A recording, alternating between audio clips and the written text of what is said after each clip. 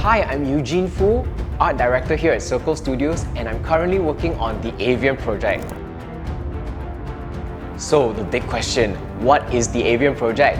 It is essentially a Web3 project that endeavors to build a community-driven ecosystem that allows content creators to come together and work on ideas. My role in Avium is to give it a good story and to visualize this fantastic world, which I hope will be a place of aspiration for many people. I still remember my first task for the Avium project was almost a year ago, and it was to design this location where some of the characters will be combating each other. At Circle, we pride ourselves as storytellers, so we are a strong believer that every place needs to have a story.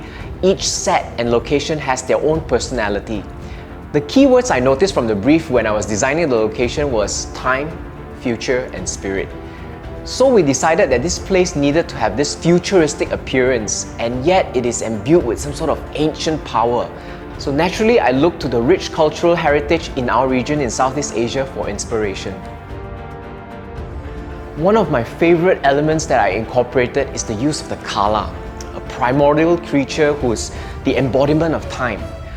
One whose appetite was so voracious it devoured everything, including time.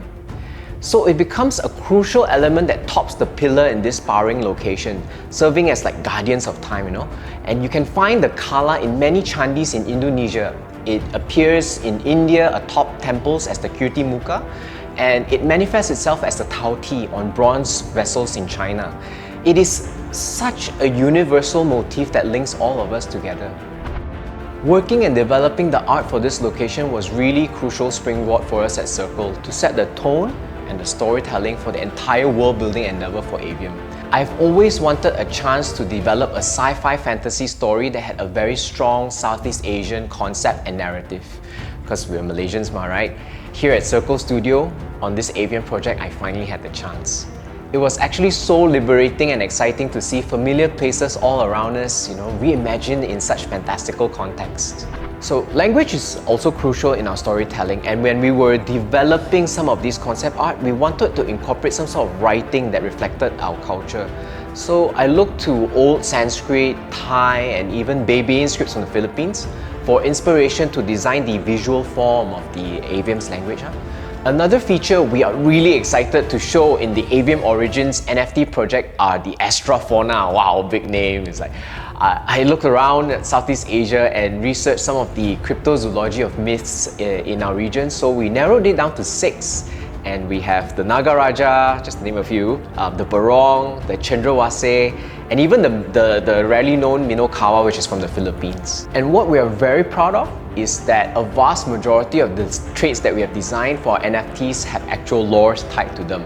So I must make mention, one of my personal favorites in the collection is the super rare Nevertronian High Priestess, whose tale is fashioned after that of our Malaysian Dukun. Now, Dukuns used to consult with spirits of the earth before they erect a kampung house. And there's a lot of parallel here with our priestess who consults with the spirits of new planets in the Avium before they inhabit it. So we also have our very own version of the Tiang Seri. I think we are all aware how controversial NFTs are, especially to the artistic community. In fact, I have many peers who are actually quite adverse to generative NFTs, and they even feel like, oh, it's not art. But in my experience of doing this project, actually, I think otherwise. There is still such a great deal of design work that needs to be done, both visually and narrative-wise, for us to actually craft the entire NFT collection. I felt the one major challenge is actually trying to keep up with the taste and trends of the NFT community, which is extremely volatile, but I guess that's where the excitement is. Personally, I really felt very humbled and grateful that at Circle Studios and for this Avium project, I'm given the platform to tell our stories. I feel so strongly now more than ever that Southeast Asia really needs to step up and we need to put ourselves out there. The world is starting to look to us to tell our stories and tales, and I want to continue to write stories and design worlds like this one in the sci-fi and fantasy genre, which we have not been known for.